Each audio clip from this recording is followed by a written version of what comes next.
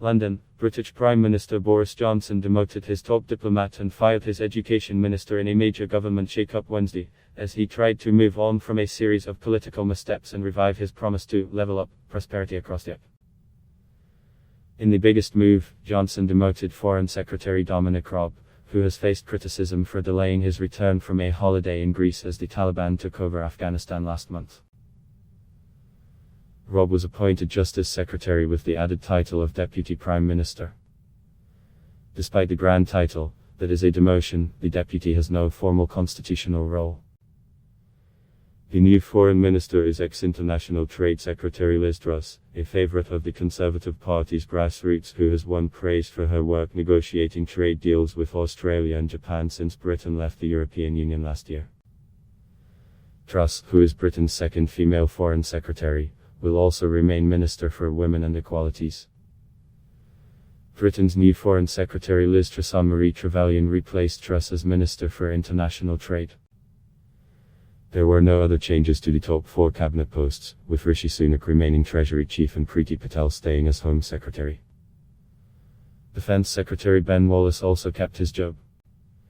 He has been praised for his work overseeing the evacuation of thousands of British citizens and their Afghan allies from Kabul last month. Health Secretary Sajid Javid, who has a key job leading Britain's pandemic response, also stayed in his post.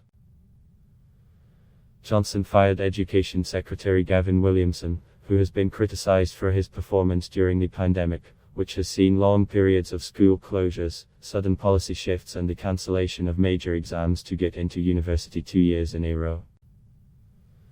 Williamson was replaced by Nathan Zahawi, who has served as Vaccines Minister, responsible for inoculating the country against the coronavirus.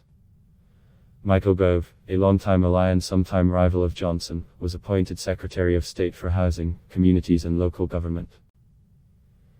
The department is key to Johnson's aim of levelling up the earth, spreading prosperity beyond the wealthy South that is the traditional Conservative heartland. That promise helped Johnson win a big election victory in 2019 by winning votes in Labour Party-dominated parts of the north of England. Nadine Dorries was promoted to head the Department for Culture, Media and Sport, a position that will see her grapple with thorny issues such as the future of the publicly funded BBC.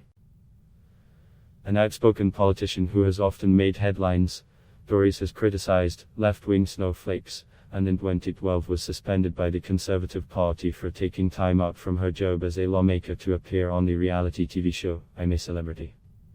Get Me Out of Here, filmed in Australia. Johnson last made big changes in his cabinet soon after his December 2019 election victory, when he sidelined lawmakers considered insufficiently loyal or lukewarm in their support for Brexit. That left him with a strongly pro-Brexit top team, but critics say it left many ambitious and competent lawmakers out of the government.